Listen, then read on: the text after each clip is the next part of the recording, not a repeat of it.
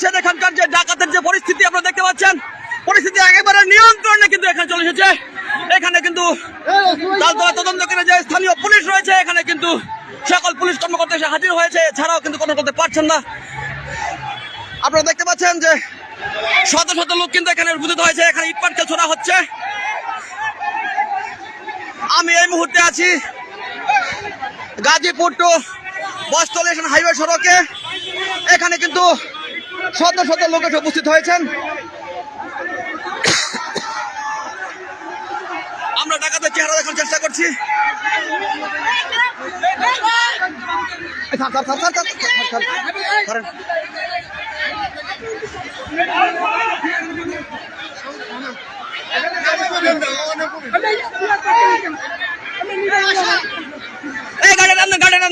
গাড়ি শেষ করেন।